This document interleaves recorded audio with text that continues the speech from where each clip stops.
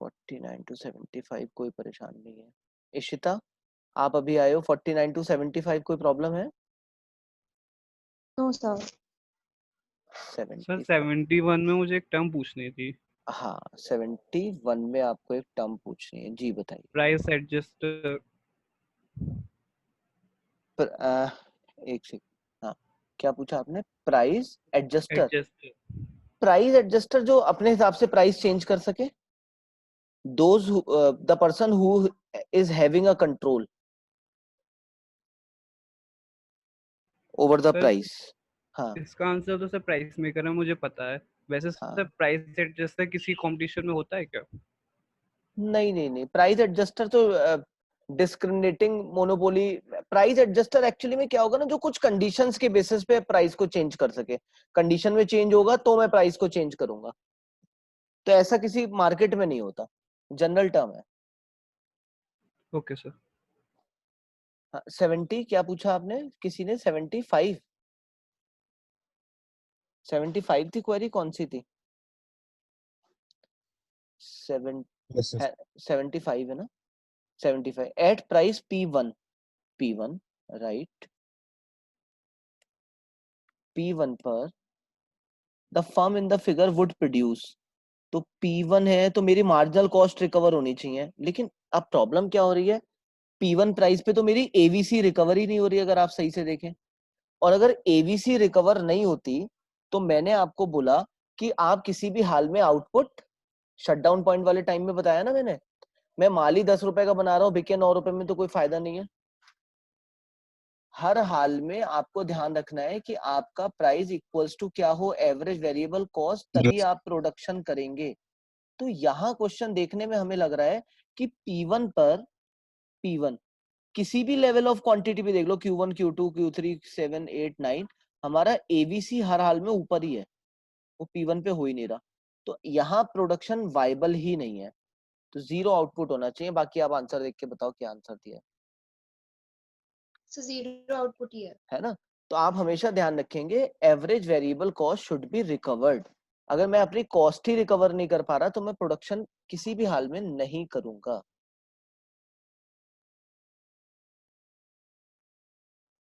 जिसने पूछा था समझ में आया? Anahita Yes, Yadav, sir. प्रांजल क्लियर है ना? ठीक है। देन 75 के बाद बेटा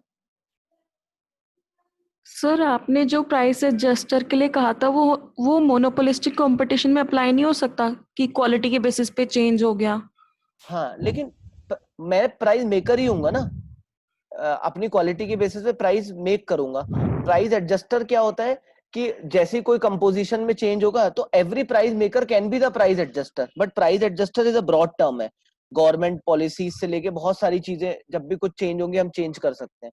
price maker is the appropriate word. Okay sir. Price adjuster तो हर एक वो व्यक्ति बन सकता है जो प्राइस मेकर है। Okay sir. एडजस्टर इसलिए कोई यूज नहीं होगा, आप मेकर ही समझिए मेन है। जिसके हाथ में प्राइस का कंट्रोल है वो प्राइस एडजस्ट भी कर सकता है। तो price maker is a broad term, तो हम हमेशा जब भी बात करेंगे तो प्राइस मेकर वाली बात करेंगे। अच्छा और पूछिए। सर कुछ पॉइंट्स क्लियर करने थे मेरे को। हाँ बस एक बार 90 तक के क्वेश्चंस पूरे करके फिर आपके पॉइंट्स पकड़ते हैं। Okay sir. 70 कितने हो गए आप लोगों के? 75 तक, 75 टू 90, 75 टू 90।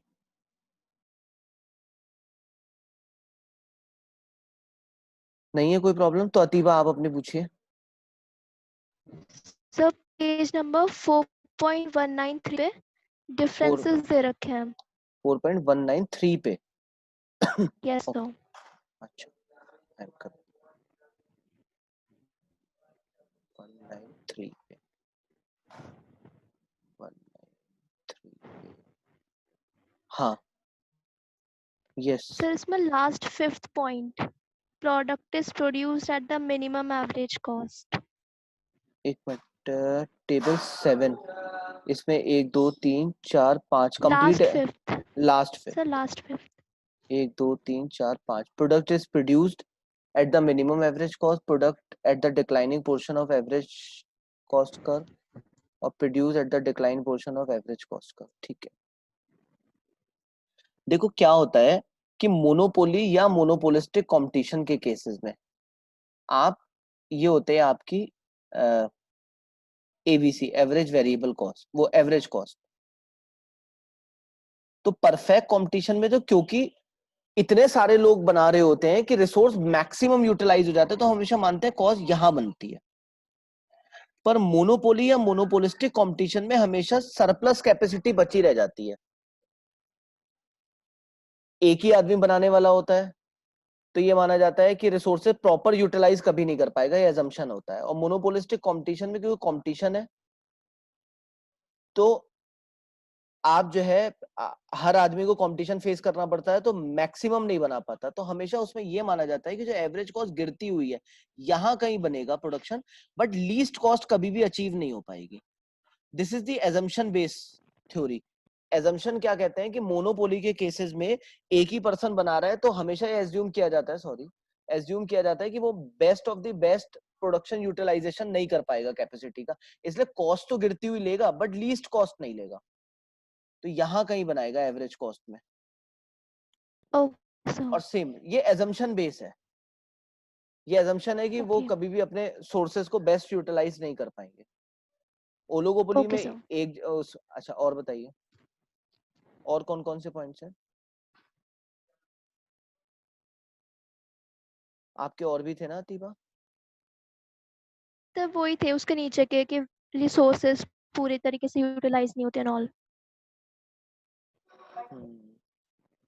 इसी में है कोई? हाँ ये आ गया ना, देखो मैं कह रहा हूँ ना, इनएफिशिएंट एलोकेशन ऑफ रिसोर्स। इसी वजह से हम जब हमारा एलोकेशन ऑफ रिसोर्स बेस्ट नहीं होगा तो हमारी कॉस्ट भी मिनिमम नहीं होगी।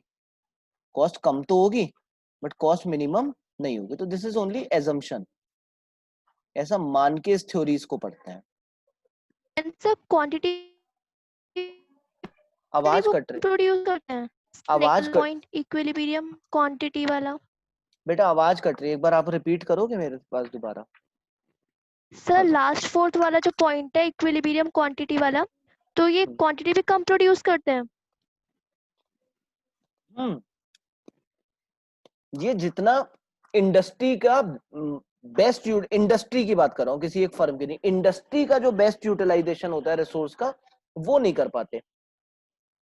बिकॉज मोनोपोली में एक ही बंदा होता है, इसलिए हम कभी भी एज्यूम नहीं करते कि वो resource up to the optimum level कर पाएगा। और मोनोपोलिस्टिक कंपटीशन में क्योंकि इतना सारा कंपटीशन होता है सब, और हर एक की क्वालिटी डिफरेंट है, बट सारा कंज्यूमर एक ही क्वालिटी का माल नहीं खरीद रहा, तो इसलिए भी ऑप्टिमम यूटिलाइजेशन ऑफ रिसोर्स नहीं हो पाता।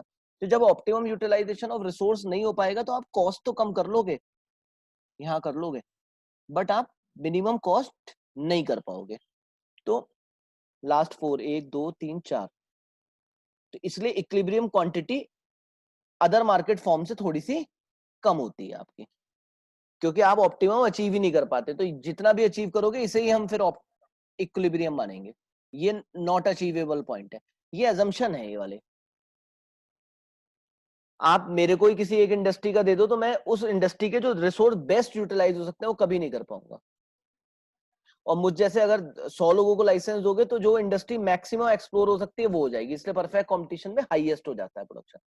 मोनोपोलिस्टिक कंपटीशन में सभी एक ही तरीके का क्वालिटी का माल नहीं बना रहे, तो फिर अगेन वही प्रॉब्लम आती है कि एक क्वालिटी के माल में ऑप्टिमम सप्लायर नहीं होते, तो इसलिए ऑप्टिमम यूटिलाइजेशन नहीं होता। यस सर, क्लियर है।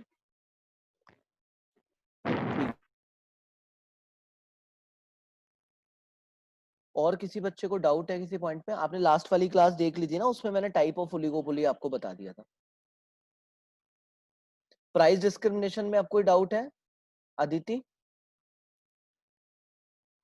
No sir. Sir price discrimination में जो पूरा प्रोसेस दे रखा है, आई मीन कैसे आउटपुट डिसाइड होगा, तो वो करना है। कौन सा? एक बार मैं let me come back. Price discrimination ये है नहीं, बस प्राइस डिस्क्रिमिनेशन में एक तो इसके टाइप्स कर रहे हैं और एक ये करना था स्टेज, मैंने एक स्टेज पढ़ाई होंगी ना आपको, यस सर। बस वही करना है और उसके अलावा कुछ नहीं करना। Okay sir. ऑब्जेक्टिव जरूर करने हैं, प्राइस डिस्क्रिमिनेशन क्यों किया जाता है? ये तो मैंने पढ़ाया होगा आपको यस सर। जी। Yes, sir.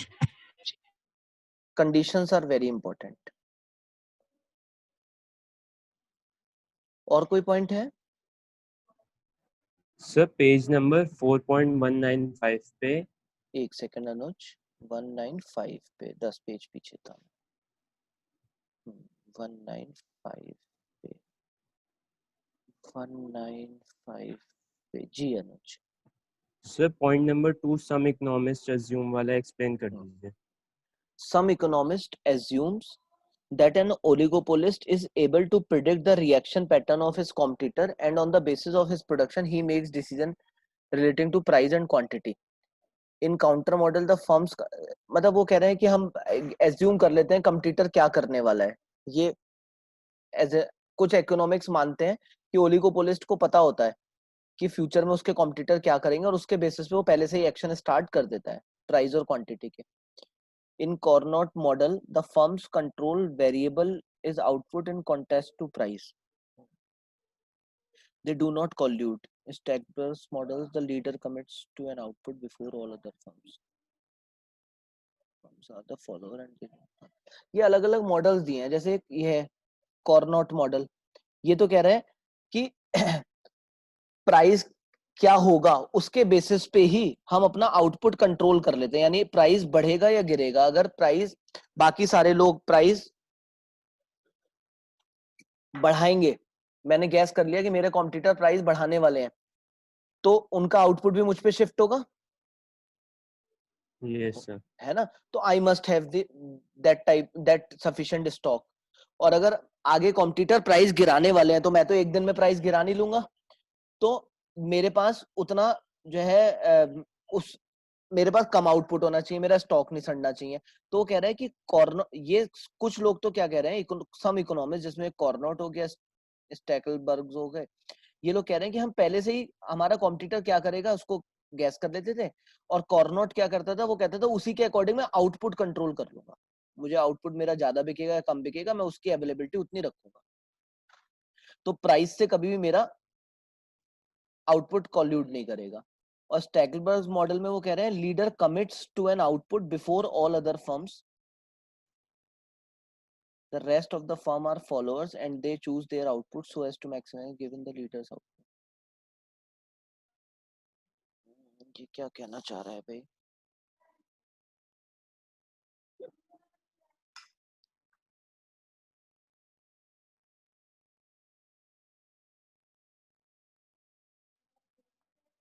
followers and they choose.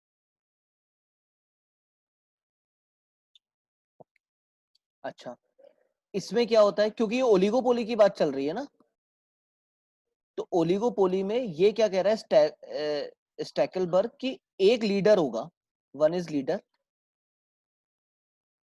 और ये लीडर क्या करेगा, ये आउटपुट डिसाइड कर देगा कि इतना आउटपुट बेचना है और उतने आउटपुट के लिए क्या प्राइस होने चाहिए वो डिसाइड होगा। तो एक लीडर होगा, 7-8 3-4 बाकी लोग होंगे। जैसे आपको बताया था ना ओलिगोपोलिस्ट की टाइप्स में, हमने एक टाइप आपको बताया था, अगर ओलिगोपोली के टाइप आ गए, ये पार्शियल और फुल ओलिगोपोली।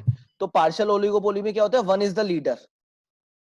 तो कह रहे हैं स्टैकलबर्ग में क्या होगा, जो लीडर होगा ही विल डिसाइड आउटपुट कितना होगा, और बाकी सारे लीडर, बाकी सारे जो लोग हैं वो उस आउटपुट को अचीव करने के लिए कोशिश करेंगे, और उस हिसाब से एवरीवन डिसाइड द प्राइस।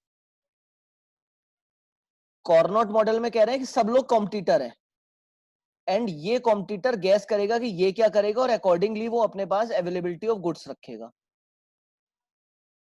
और इस वाले मॉडल में कह रहे हैं कि one is the leader and he will commit कि भाई हमें कितना आउटपुट बनाना है, बाकी सारे लोग उसके बेसिस पे आउटपुट डिसाइड करेंगे। और एक ये है Bertrand model, price is the control variables for firms and each firm independently set its price. तो ये तो बात ही नहीं कर रहा है ओलिगोपोली की, कह रहा है हर एक जना अपने लेवल पे प्राइस डिसाइड करेगा। अगर सब लोग अपने बेसिस पे प्राइस डिसाइड करेंगे तो आपको मालूम है कि ओलिगोपोली सरवाइव इतना नहीं कर पाएगी। तो ये 3 लोग हैं, 3 मॉडल्स हैं इन्होंने। कॉर्नॉट मॉडल कहता है कि कॉम्पिटिटर क्या करेगा, उसके बेसिस पे मैं अपने पास जो है आउटपुट को मैनेज करूंगा। स्टैकलबर्ग्स मॉडल कहता था कि एक लीडर होगा, वो बता देगा हमें कितनी क्वांटिटी बेचनी है और बाकी सारे लोग उतनी क्वांटिटी बेचने के लिए ही काम करेंगे। और बैटरनेट मॉडल कहता है कि सब लोग अपना अपना प्राइस अलग अलग डिसाइड कर सकते हैं to get their maximum profit. तो कुछ इकोनॉमिस्ट क्या क्या ओलिगोपोली में बिलीव रखते हैं, ये वो वाली पॉइंट है। वैसे जनरल ओलिगोपोली से इसका कोई रिलेशन नहीं। तो अगर इन तीनों से रिलेशन आएगा तो बस ऐसे ही आ जाएगा। कॉर्नोट मॉडल किस बारे में बात कर रहा था, तो adjustment of control of output के बारे में। स्टैकलबर्ग्स की लीडर कमिट्स द आउटपुट, इस बारे में बात कर रहा था। और बैटरनेट मॉडल के each oligopolist can set their independent price. बस यहाँ से ये क्वेश्चन आ सकता है। Okay sir. एक्चुअली में इकोनॉमिस्ट तो हजारों हुए हैं, सब अपनी अपनी बातें कहेंगे। अगर हम उसे जनरल इकोनॉमिक्स थ्योरी तो बना नहीं सकते, इसलिए ये तो एक इन्होंने पॉइंट दे दिया है। बट जनरल इकोनॉमिक थ्योरी क्या है, वो ऊपर है, जो फाइनली छन के आती है। अब ये जो बैटनेट है तो बिल्कुल ही गलत बात कर रहा है कि हर एक अपना अपना प्राइस डिसाइड करेगा, तो फिर वो तो ओलिगोपोली रह ही नहीं पाएगी, सब दुश्मन हो जाएंगे।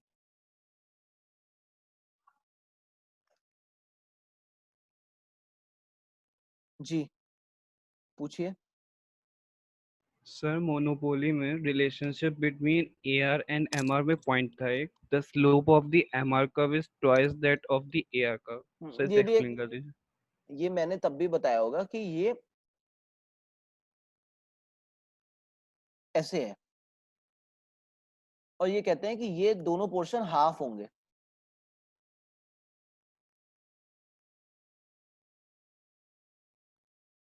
तो ये इन्होंने सिर्फ एक एजम्पशन बेसिस पे पढ़ाया हुआ है, कोई जरूरी नहीं है मोनोपोली में ऐसा होगा। तो ये कहते हैं कि एआर जब एमआर को, एमआर और एआर दोनों गिरेंगे, और एमआर इस हिसाब से गिरेगा कि वो हॉरिजॉन्टल जो एक्सेस है उसको बीच में से काटेगा। तो एआर का कर्व इससे ट्वाइस होगा, क्योंकि अगर एआर यहाँ गिरते गिरते ही पहुंचेगा, अगर यहाँ तक का मैंने एक्सेस करा हुआ, तो जब ये इससे डबल होगा तभी तो बीच में काटेगा।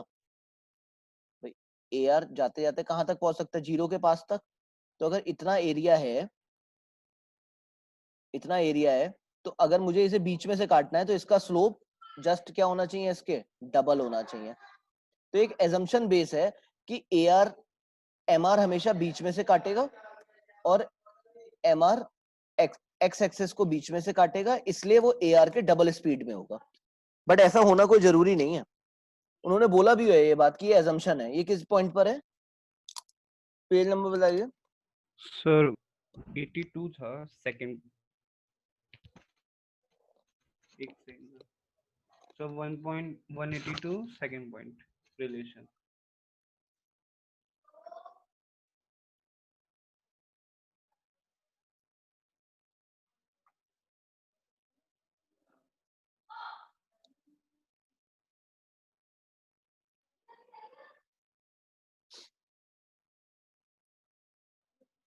Slope of MR curve is twice that of AR curve. AR का डबल है। अब ये एआर है, ये पूरा हॉरिजॉन्टल कर्व है। एआर जाते जाते कहां तक हो सकता है, जीरो तो कभी हो नहीं सकता, और जीरो के सबसे नियरेस्ट पॉइंट पर हो सकता है, यहां तक आ सकता है नियरेस्ट पॉइंट तक। और अगर मैं कह रहा हूं एमआर इसका डबल है, तो डबल होगा, और एमआर नेगेटिव भी हो सकता है, तो हमेशा मिड से काटेगा इस पूरे स्लोप के। लेकिन ऐसा होना कोई जरूरी नहीं है, क्योंकि मोनोपोलिस्ट ये थोड़ी ना है कि हर इतना प्राइस में चेंज करेगा कि डबल इफेक्ट आए। मोनोपोलिस्ट तो वो होता है जो प्राइस डिस्क्रिमिनेशन करता है, जरूरी थोड़ी ना डबल के हिसाब से करेगा। तो ये सिर्फ एक इन्होंने रिलेशनशिप एक जस्ट अंडरस्टैंडिंग के लिए बताया कि slope of MR curve is twice. अगर एमआर कर्व ट्वाइस है एआर के, तो वो क्या काटेगा, दो इक्वल पार्ट्स में काटेगा। तो ये कोई जनरल रिव्यू नहीं है। मैं अगर मोनोपोलिस्ट हूंगा तो मैं अपने हिसाब से प्राइसेस एडजस्ट कर दूंगा। तो ये सिर्फ एक एजम्पशन है जो आपको पढ़नी है।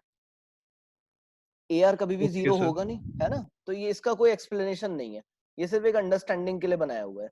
लेकिन उस हिसाब से प्राइसेस थोड़ी ना होंगे कि डबल ही इफेक्ट आए हर एक नेक्स्ट में। मोनोपोली तो कितना भी चेंज कर सकता है, जरूरी नहीं है क्वांटिटी बढ़ाने के लिए डबल इफेक्ट ही लाना पड़ेगा। Okay sir. बस ये ऐसे ही याद करना पड़ेगा। और कोई है किसी की क्वेरी? Yes sir. एक sir second, price and value में, सर प्राइस एंड वैल्यू में डिफरेंशिएट कर दीजिए। एक सेकंड। नहीं, प्राइस और वैल्यू में P into Q is the value. Price is a individual quantity price, product price, और जैसे ये क्वांटिटी से मल्टीप्लाई होगा इट बिकम्स वैल्यू। मैं एक मैसेज करूं,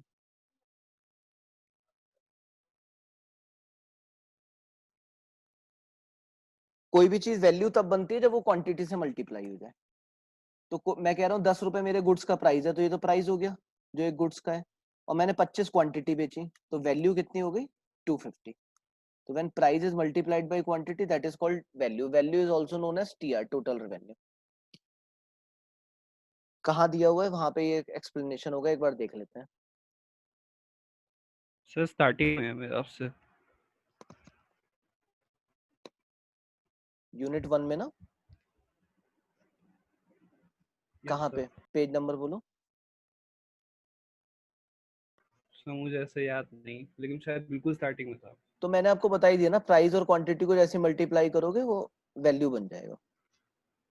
ओके सर, ऐसा टाइम वेस्ट नहीं करते, तो ऐसी टॉपिक्स वगैरह हाँ कुछ देखा बस। था मैंने। हाँ एग्जीग्रेटेड वैल्यू इज इक्वल्स टू, सही लास्ट ईयर किसी पेपर में आया था, आपको याद हो तो सब समझा दीजिए। नहीं, मुझे मेरे को पेपर आउट ही नहीं होता ना, तो मुझे पता नहीं पेपर में क्या आया था। वैसे किसी ने छाप दिया तो अलग बात है। यहाँ मैं देख रहा हूँ टोटल रेवेन्यू और वैल्यू के बारे में एक बात करिए, नहीं करिए। हाँ, क्या क्वेश्चन क्या है, क्वेश्चन मुझे बताओ तो मैं बता सकता हूँ। Exaggerated value is equals to, sir मुझे ऑप्शंस सही से याद नहीं है तो मैं ना इसलिए ना, बता नहीं रहा। नहीं नहीं नहीं नहीं, तो फिर पूरा एक बार देख लेना क्वेश्चन, फिर भेज देना। Okay sir. और कोई है बच्चा?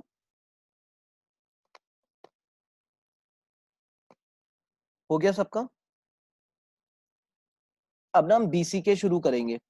हमारा चैप्टर 1 ऑफ इकोनॉमिक्स रह गया, उसको छोड़िए अभी। अब हम we will start business and commercial knowledge. So it is going to be started from tomorrow और maybe day after tomorrow. अगर कल मैं ऑडिट पे हुआ तो डे आफ्टर टुमारो। अच्छा, इवनिंग में क्लास लेनी है? हाँ, तो कल ही इवनिंग में शुरू होगा बीसी की, मेरी टाइमिंग यही रहेगी। तो कल से स्टार्ट करेंगे सब्जेक्ट को, ठीक है? Okay okay okay sir, okay sir. Bye okay sir. Thank you sir. Bye Thank you, thank you sir. Sir.